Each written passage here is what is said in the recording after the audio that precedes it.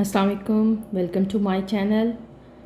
जिस तरह से आप मेरे व्लॉग्स देख रहे हैं, लाइक्स कर रहे हैं, कमेंट्स कर रहे हैं, आपका रिस्पांस देखकर बहुत खुशी हुई। आज मैंने देखा कि लोगों को मैं मज़ीद अवेयरनेस देने से पहले मैं कनाडा की वीज़ा कैटेगरीज़ को डिफ़ाइन करूं। लोग कनाडा की वीज़ा कैटेगरीज़ को लेके कंफ्यूज होते हैं कि विजिटर वीज़ाज़ हैं, वर्क परमिट वीज़ा हैं, स्टूडेंट वीज़ा हैं, लोगों के पास पीआर स्टेटस है।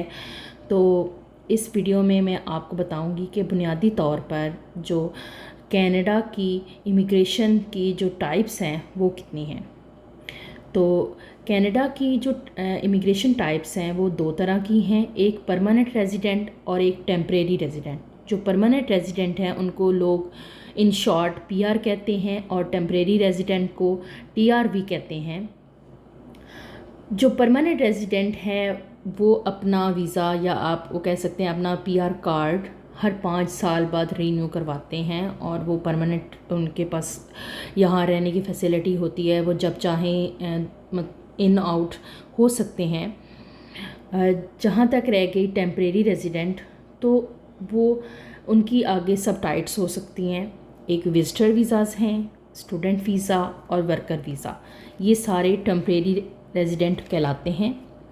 और विजिटर्स के भी आगे 2 टाइप्स होते हैं, कुछ टूरिस्ट होते हैं विजिटर्स और कुछ बिजनेस पॉइंट ऑफ व्यू से आए हुए विजिटर्स होते हैं। और स्टूडेंट्स के पास और जो परमिट पर होते हैं वो भी 2 तरह के होते हैं। स्टूडेंट्स परमिट पे भी होते हैं लोग और वर्क परमिट पर भी होते हैं। तो इनको भी कनाडा में आने जाने के लिए वीज़ा चाहिए, जिस तरह टूरिस्ट और बिज़नेस वालों को आने जाने के लिए वीज़ा चाहिए। लेकिन इन दोनों के वीज़ाज़ के अंदर काफ़ी फ़र्क है।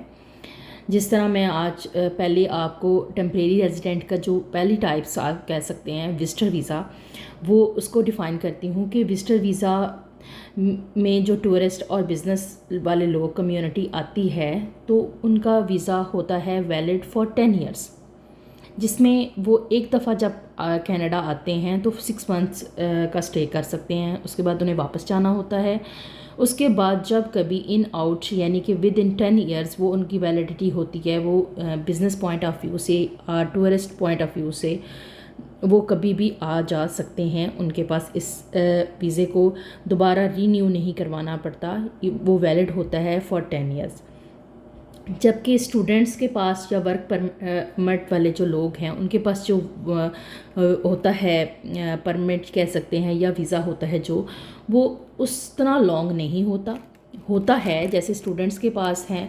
तो हम स्टूडेंट्स के अगर वीज़े को करें डिफ़ाइन करें तो वो उनको क्या होता है कि वो वीज़ा टेम्परेरी होता है, जिसमें ज़्यादातर S1 वीज़ा जो है वो स्टूडेंट्स के पास होता है। और जो टेम्परेरी रेजिडेंट्स हैं उनके पास अमूमन W1, V1, S1 वाले वीज़ाज़ होते हैं। और ऐसे वीज़ाज़ को शॉर्ट में TRV कहते हैं कि ये TRV हम लोगों के पास है। इनके पास वर्क परमिट होता है, दोनों लोगों के पास। स्टूडेंट्स के पास भी परमिट होता है वर्क परमिट, और वर्क परमिट वालों को पास तो और ऑब्वियसली वर्क परमिट होगा। लेकिन वर्क परमिट की भी आगे 2 टाइप्स हैं, ओपन वर्क परमिट भी होता है, क्लोज वर्क परमिट भी होता है। ओपन वर्क परमिट का मतलब है कि कनाडा में कहीं भी किसी भी जगह पे कभी भी जब चाहें आप काम कर सकते हैं, जितने मर्जी आवर्स के लिए आप काम करना चाह रहे हैं कर सकते हैं। जबकि जो क्लोज्ड वर्क परमिट होते हैं वो फिक्स, उनका पास एक सिर्फ फिक्स एम्प्लॉयर के साथ ही वो काम कर सकते हैं और उनका जो सिटी है या वर्क प्लेस है वो चेंज वो नहीं कर सकते, उनको एक ही जगह पे स्टे रह के काम करना पड़ता है।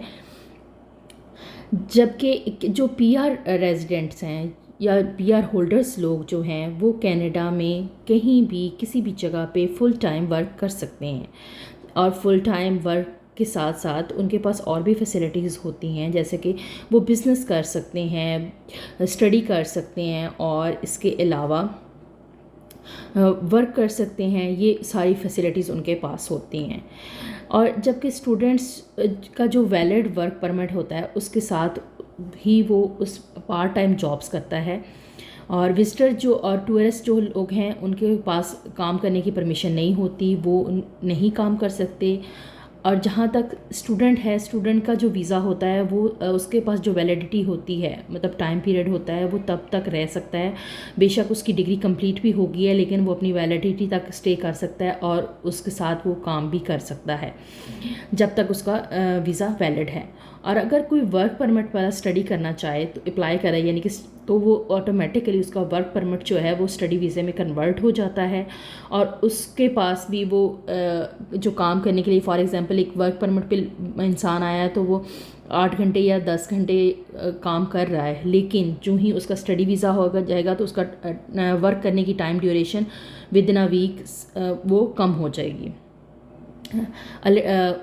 अब हम परमानेंट रेजिडेंट्स वालों की बात करते हैं। जो पीआर होल्डर्स होते हैं उनके पास बहुत सारी अपॉर्चुनिटीज़ होती हैं। उसके अलावा कनाडा में वो किसी भी जगह पर स्टे कर सकते हैं, किसी भी कंट्री में प्रोविंस में रह सकते हैं, स्टडी कर सकते हैं, वर्क कर सकते हैं, बिज़नेस कर सकते हैं पीआर स्टेटस को बरकरार रखने के लिए। लेकिन उन्हें 5 साल में 730 डेज़ तक कनाडा में स्टे करना होता है, जो क्योंकि पीआर कार्ड आपको 5 ईयर्स के बाद रीन्यू हो जाता है और उस स्टेटस को बरकरार रखने के लिए उन्हें 5 ईयर्स में से 730 डेज़ कनाडा में स्टे करना होता है। और ये लगातार दिन नहीं होते, कॉन्टीन्यूसली आप बेशक ना रहें, आप इन आउट होते रहें और उसके साथ आपको 730 डेज़ 5 ईयर्स में स्टे टाइम चाहिए होता है।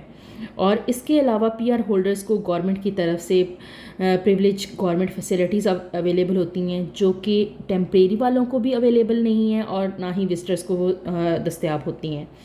उम्मीद है कि आज आपको बहुत सारे सवालात के जवाबात मिले होंगे। मैंने हर कैटेगरीज़ को डिफ़ाइन करने की पूरी कोशिश की है ताकि आपको एक्सप्लेन किया है कि आपके पास पता चले कि वीज़ाज़ की कैटेगरीज़ कितनी हैं, कितनी टाइप्स के वीज़ाज़ होते हैं और लोग कौन कौन से वीज़ाज़ किन किन लोगों के लिए और कौन कौन उनको अवेल कर सकता है।